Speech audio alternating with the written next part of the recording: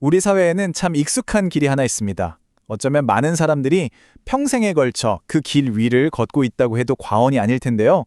바로 좋은 대학에 들어가서 좋은 졸업장을 받고 그것을 발판 삼아 안정적인 미래를 꾸리는 길입니다. 어쩌면 이 이야기를 듣고 계신 분들 중에도 혹은 소중한 자녀가 바로 그 길 위에서 묵묵히 땀 흘리고 있을지도 모르겠습니다. 오늘은 바로 그 길에 대한 이야기를 해보려고 합니다. 우리가 너무나 당연하게 여겨왔던 그 길의 풍경이 저 멀리서부터 불어오는 새로운 바람에 어떻게 변하고 있는지 조금 다른 각도에서 그리고 조금 더 깊이 들여다보는 시간을 가져볼까 합니다. 생각해보면 명문대라는 간판 하나를 얻기 위해 우리는 참 많은 시간과 노력을 쏟아붓습니다.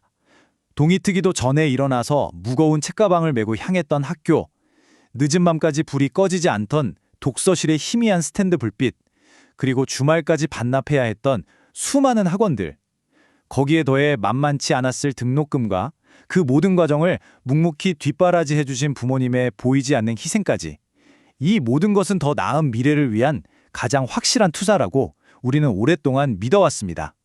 사회가 정해놓은 성공 공식에 맞춰 한 걸음씩 성실하게 나아가는 것, 그것이 가장 안전하고 현명한 선택이라고 배워왔으니까요. 그런데 말이죠. 문득 이런 의문이 들 때가 있습니다.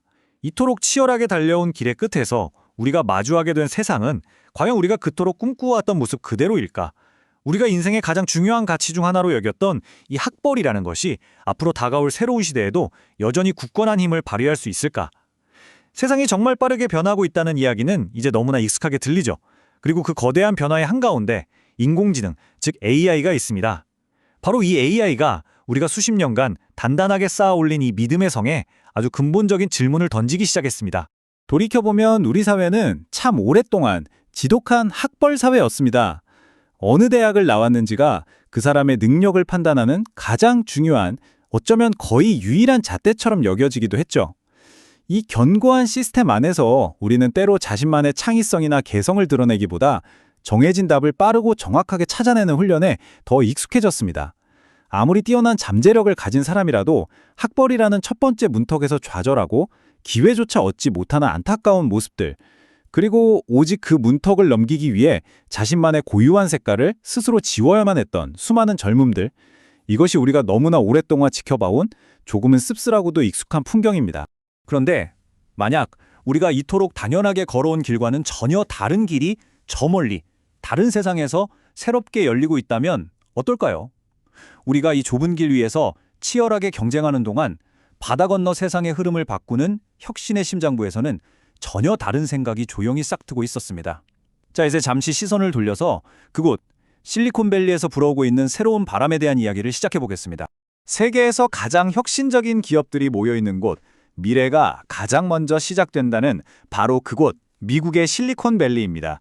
놀랍게도 바로 이곳에서 우리가 금과 옥조처럼 여겨왔던 학벌의 가치에 대해 정면으로 의문을 제기하는 움직임이 나타나기 시작했습니다. 그리고 그 의문은 단순히 몇몇 사람의 생각을 넘어 실제 기업의 채용 시스템을 통째로 뒤바꾸는 거대한 실험으로 이어지고 있습니다. 대학은 고장났다. 미국의 국방 AI 기업으로 아주 유명한 팔란티어라는 회사가 내건 정말 도발적인 선언입니다. 이들은 말로만 그치지 않았습니다. 실력주의 펠로우십이라는 이름의 특별한 프로그램을 만들었는데요. 가장 놀라운 점은 지원 자격에서 대학생을 아예 제외해버렸다는 겁니다. 대학이라는 익숙한 시스템 바깥에 우리가 아직 발견하지 못한 진짜 실력자들이 숨어있다는 감한 믿음의 표현이었죠. 대학 졸업장은 더 이상 실력의 유일한 증명서가 될 수 없다는 세상에 던지는 아주 강력한 메시지였습니다. 이런 움직임은 팔란티어만의 이야기가 아니었습니다. 마치 약속이라도 한 듯 실리콘밸리의 다른 거인들도 비슷한 실험에 동참하기 시작했습니다. 구글은 대학에서 관련 전공을 하지 않은 사람들을 오히려 우대하는 어프렌티스십이라는 프로그램을 운용하고 있고요. IBM은 오래전부터 학위보다 숙련된 기술이 더 중요하다고 말하며 뉴칼라라는 이름으로 비전공자들을 적극적으로 채용하고 있습니다. 아마존은 한 걸음 더 나아가 미국판 검정고시인 GED 출신에게 채용 시 가산점을 주기도 합니다. 그 이유는 단 하나입니다. 비슷한 환경에서 비슷한 교육을 받은 사람들만 모여서는 세상을 바꿀 파괴적인 혁신이 일어날 수 없다는 깊은 깨달음 때문입니다. 마이크로소프트 역시 독학으로 기술을 익힌 사람이나 코딩 부트캠프 수료생들을 위한 별도의 채용 경로를 오래전부터 열어두고 있었죠. 바로 이런 새로운 흐름 속에서 등장한 개념이 뉴칼라입니다. 과거 우리는 육체 노동자를 푸른 작업복에 빗대 블루 칼라, 사무직 노동자를 하얀 셔츠에 빗대 화이트 칼라라고 구분했죠. 뉴 칼라는 이 구분을 완전히 뛰어넘는 새로운 시대의 인재상입니다. 이들은 어느 대학을 나왔는지 어떤 학위를 가졌는지가 아니라 오직 자신이 가진 기술과 실력, 그리고 세상의 변화에 얼마나 빠르게 적응하는 능력으로 자신의 가치를 증명하는 사람들입니다. 목에 건 셔츠 색깔이 아니라 손에 쥔 기술로 말하는 사람들이죠. 그렇다면 이런 학벌 파괴라는 어찌 보면 굉장히 급진적으로 들리는 생각은 대체 어디서부터 시작된 걸까요? 이 거대한 흐름의 가장 앞에는 아주 독보적인 사상가 한 명이 서 있습니다. 바로 페이팔의 공동 창업자이자 실리콘밸리에서 가장 영향력 있는 투자자로 불리는 피터 틸입니다. 피터 틸은 2011년에 틸 펠로우십이라는 아주 도발적인 프로그램을 시작합니다. 매년 20명 남짓의 젊은이들에게 10만 달러, 우리 돈으로 1억 원이 넘는 거금을 지원하는데요. 조건이 정말 파격적입니다. 바로 대학을 좌퇴하거나 아예 진학을 포기해야만 이 돈을 받을 수 있다는 것이었죠. 그의 철학은 아주 명확했습니다. 대학은 창의적인 인재를 키우는 곳이 아니라 오히려 정해진 틀에 순응하는 평범한 사람을 길러내는 곳이라는 겁니다. 인생에서 가장 창의적이고 에너지가 넘치는 20대 초반을 제도권 안에서 낭비하게 만든다는 아주 날카로운 비판이었죠. 이더리움의 창시자 비탈릭 부테린, 디자인 툴 피그마의 창업자 딜런 필드 같은 수많은 혁신가들이 바로 이 펠로우십을 통해 세상에 이름을 알렸습니다. 자, 여기까지 이야기를 듣고 나면 이런 의문이 자연스럽게 생길 수 있습니다. 이게 그냥 피터 틸 같은 몇몇 괴짜들의 유별난 생각 아닐까? 혹은 왜 하필 지금 이 시점에 실리콘밸리의 거대 기업들은 갑자기 학벌에 등을 돌리기 시작한 걸까? 맞습니다. 아주 중요한 질문입니다. 그 답을 찾기 위해서는 이 현상의 표면 아래에 숨겨져 있는 더 깊고 근본적인 경제학적 원리를 한번 들여다볼 필요가 있습니다. 사실 이 흐름은 어느 날 갑자기 하늘에서 뚝 떨어진 것이 아닙니다. 아주 오래전부터 경제학자들이 이야기해왔던 보이지 않는 진실이 AI라는 강력한 기술 발전의 촉매제를 만나 드디어 수면 위로 그 모습을 드러내기 시작한 것에 가깝습니다. 그 중심에는 신호 효과라는 아주 중요한 개념이 자리하고 있습니다. 노벨 경제학상을 받은 마이클 스펜스라는 학자가 제시한 개념인데요. 아주 간단한 비유로 설명해 볼 수 있습니다. 기업이 수많은 지원자들을 놓고 채용을 할 때 한 사람 한 사람의 능력과 성실함을 속속들이 알기는 거의 불가능하죠. 그래서 일종의 신호를 보는 겁니다. 그 대표적인 신호가 바로 대학 졸업장이었죠. 아, 이 사람은 명문대를 졸업했으니 분명 성실하고 똑똑할 거야. 혹은 지루하고 어려운 공부를 4년이나 견뎌냈으니 우리 회사 일도 끈기 있게 잘 해낼 가능성이 높겠지. 이렇게 생각하는 겁니다. 다시 말해, 대학 졸업장은 그 사람이 무엇을 배웠는지 증명하는 학습 증명서라기보다는 그 사람이 쓸만한 인재라는 것을 사회에 알려주는 일종의 강력한 신호등 역할을 해왔다는 겁니다. 지난 수십 년간 전 세계의 수많은 기업들은 이 편리하고 효율적인 신호에 깊이 의존해왔습니다. 솔직히 말해 대학에서 배운 전공 지식이 실제 업무와는 크게 관련이 없는 경우가 많아도 좋은 대학 졸업장이라는 필터를 한번 거치면 적어도 평균 이상의 인재를 큰 위험 없이 뽑을 수 있다는 강력한 믿음이 있었던 거죠. 이 관점에서 보면 대학은 인재를 길러내는 교육기관인 동시에 좋은 인재와 그렇지 않은 인재를 손쉽게 걸러주는 거대한 필터링 장치였던 셈입니다. 그런데 바로 이 지점에서 AI가 전체 게임의 규칙을 바꾸는 결정적인 존재로 등장합니다. 인공지능이라는 새로운 도구가 생겨나면서 기업들은 더 이상 졸업장이라는 희미하고 간접적인 신호에 의존할 필요가 점점 없어지기 시작한 겁니다. 비유하자면 예전에는 지원자라는 사람을 흐릿한 흑백 사진으로만 봐야 했다면 이제 AI는 그 사람의 내면을 MRI처럼 스캔해서 진짜 실력과 잠재력을 직접 들여다볼 수 있는 새로운 눈을 기업에게 선물한 것이죠.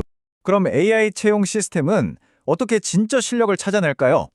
우선 정답이 정해져 있지 않은 열린 질문을 던집니다. 그리고 지원자가 어떤 논리적 과정을 거쳐 어떤 창의성으로 문제에 접근하는지를 깊이 있게 분석하죠.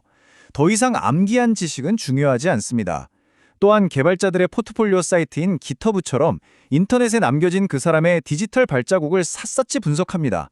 그래서 이 사람이 말로만 떠드는 것이 아니라 실제로 어떤 프로젝트를 해왔고 동료들과 어떻게 협업해왔는지를 객관적인 데이터로 확인하는 거죠. 심지어 실제 업무 환경과 거의 똑같은 가상 환경을 만들어 놓고 실무 과제를 직접 수행하게 해서 그 능력을 테스트하기도 합니다. 이제는 실력을 숨길 수도 또 어설프게 부풀릴 수도 없는 시대가 되어가고 있는 겁니다. 이런 변화를 상징적으로 보여주는 용어가 바로 종이 천장의 분개입니다. 우리는 흔히 여성이나 소수자가 고위직으로 올라가지 못하게 막는 보이지 않는 장벽을 유리천장이라고 부르죠. 종이 천장은 바로 그 얇은 졸업장, 그 종이 한 장이 없다는 이유로 좋은 일자리를 얻지 못하고 자신의 능력을 제대로 펼치지 못하게 만드는 사회적 장벽을 의미합니다. AI 기술이 바로 수십 년간 너무나도 견고했던 이 종이 천장을 마침내 허물어뜨리기 시작한 것입니다. 이 거대한 흐름은 단순히 기업의 채용 방식 변화에만 그치지 않습니다. 한 걸음 더 나아가 대학 교육이라는 시스템 자체의 존재 이유에 대해 아주 근본적인 질문을 던지고 있습니다. 경제학적인 관점에서 볼 때 대학이 지난 오랜 시간 동안 우리에게 제공해온 핵심적인 가치는 크게 세 가지 기둥 위에 서 있다고 볼 수 있습니다. 첫 번째 기둥은 지식과 기술을 가르쳐 개인의 능력을 향상시키는 이른바 인적 자본 형성 기능입니다. 두 번째는 교수님, 선배, 동기들과의 관계를 통해 사회적 자산을 쌓게 해주는 네트워킹 기능이죠. 그리고 마지막 세 번째 기둥은 앞서 길게 설명드렸던 시그널링, 즉 좋은 인재라는 신호를 사회에 효과적으로 보내주는 기능입니다. 그런데 놀랍게도 AI는 마치 약속이라도 한 듯 이 세 개의 단단한 기둥을 동시에 흔들고 있습니다. 먼저 인적 자본의 측면부터 볼까요? 과거에는 하버드 도서관의 깊숙한 곳에 들어가야만 볼 수 있었던 고급 지식, 명문대 공대 강의실에서 4년 내내 들어야 겨우 이해할 수 있었던 복잡한 수식과 코딩 기술들. 이제는 AI에게 제대로 질문만 할 줄 안다면 단 몇 초 만에 그 핵심 원리를 배울 수 있는 세상이 되었습니다. 지식은 더 이상 특정 대학이나 특정 교수의 전유물이 아니게 된 거죠.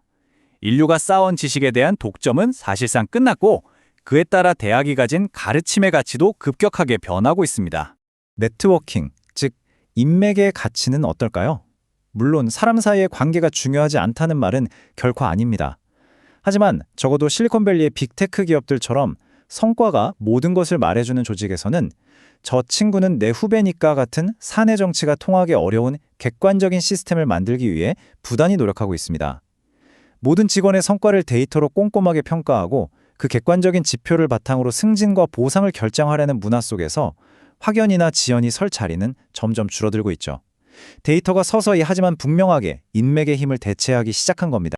자, 이제 다시 우리의 이야기로 천천히 돌아와 보겠습니다. 바다 건너에서는 이처럼 거대한 변화의 바람이 불고 있는데 과연 우리가 발딛고 서 있는 이곳 대한민국의 풍경은 어떤 모습일까요? 우리는 지금 이 거대한 변화의 흐름 어디쯤에 서 있는 걸까요? 안타깝게도 우리가 서 있는 이곳의 풍경은 아직 크게 달라지지 않은 것 같습니다. 미국에서는 성과주의를 앞세운 테크 기업들이 변화를 주도하지만 한국의 많은 대기업들은 여전히 매년 정해진 시기에 신입사원을 대규모로 뽑는 공채 시스템과 대학 서열이라는 익숙한 필터에 깊이 의존하고 있습니다. 미국이 데이터로 개인의 실제 역량을 들여다보려고 할 때 우리는 여전히 어느 학교 출신인가라는 간판에 머물러 있는 경우가 많죠. 무엇보다 우리 사회는 의사, 변호사처럼 소수의 사람들에게 주어지는 면허가 안정적인 미래를 보장하는 구조에 가깝습니다. 최고 인재들이 새로운 분야에 뛰어드는 혁신적인 도전보다 안정적인 자격증 시험에 몰리는 환경에서는 실리콘밸리와 같은 파괴적인 실험이 일어나기 어려운 것이 어쩌면 당연한 현실일지도 모릅니다. 학벌이라는 낡은 지도가 더 이상 정확한 길을 알려주지 못할 새로운 시대, 그 지도가 서서히 빛을 잃어가고 있다는 것을 우리가 어렴풋이 느끼기 시작했다면 이제 우리는 어떤 새로운 지도를 그려야 할까요? 앞으로 우리에게 그리고 우리 아이들에게 정말로 필요한 능력은 과연 무엇일까요? 그것은 단순히 코딩을 배우거나 새로운 기술 하나를 더 익히는 것 이상의 어쩌면 생각의 틀 자체를 근본적으로 바꾸는 것을 요구하는지도 모릅니다. 그렇다면 이 새로운 시대의 지도에는 어떤 길을 그려 넣어야 할까요? 많은 전문가들은 AI와 힘겹게 경쟁하는 것이 아니라 AI를 세상에서 가장 유능한 나의 동료로 만드는 세 가지 핵심 역량이 그 새로운 지도의 방향을 알려주는 나침반이 될 것이라고 이야기합니다. 첫 번째는 지시하는 능력입니다. 과거에는 우리가 직접 모든 일을 수행, doing 해야 했습니다. 하지만 이제 그 일의 상당 부분은 AI가 우리보다 훨씬 더 빠르고 정확하게 해냅니다. 우리의 역할은 마치 오케스트라의 지휘자처럼 AI라는 유능한 연주자에게 무엇을 어떻게 연주해야 할지 명확하게 지시, 다이렉팅하는 것으로 바뀌고 있습니다. 이제 우리 모두는 기술을 관리하는 관리자 혹은 프로젝트를 이끄는 감독이 되어야 하는 시대입니다. 두 번째는 질문하는 능력입니다. AI는 마치 거대한 도서관과 같습니다. 인류의 모든 지식이 담겨 있지만 어떤 책을 꺼내 읽을지는 우리가 정해야 하죠. 좋은 질문, 아스킹은 그 도서관에서 아직 아무도 발견하지 못한 새로운 지식과 통찰력을 찾아내는 마법의 열쇠와 같습니다. 남들이 미처 생각하지 못한 창의적인 질문, 문제의 본질을 꿰뚫는 날카로운 질문을 던지는 힘이 그 어느 때보다 중요해지고 있습니다. 그리고 마지막 세 번째는 검증하는 능력입니다. AI는 놀랍도록 유능하지만 때로는 너무나 그럴듯한 거짓말을 하기도 합니다. AI가 내놓은 결과물을 비판적인 시각으로 바라보고 그것이 정말 사실인지, 논리적으로 타당한지 꼼꼼하게 검증, 베리파잉하는 능력. 이것은 마치 숙련된 감정사처럼 진짜와 가짜를 가려내는 날카로운 눈입니다. 어쩌면 정답만 외우는 교육에 익숙한 우리에게 앞으로 가장 필요한 능력일지도 모르겠습니다. 미국에서 시작된 학벌 파괴의 흐름이 언젠가는 거대한 파도가 되어 우리에게도 밀려올지 모릅니다. 물론 견고한 우리 사회의 구조가 한동안은 이 변화의 파도를 막아주는 방파제 역할을 할 수도 있겠죠. 하지만 세상의 거대한 흐름은 우리가 원하던 원하지 않던 계속될 겁니다. 새로운 시대의 문 앞에서 지금까지 우리가 그토록 단단히 붙들고 있던 낡은 지도를 이제는 조용히 내려놓고 우리 각자의 새로운 지도를 어떻게 그려나가야 할지 한 번쯤 깊이 생각해봐야 할 시간이 아닐까 싶습니다.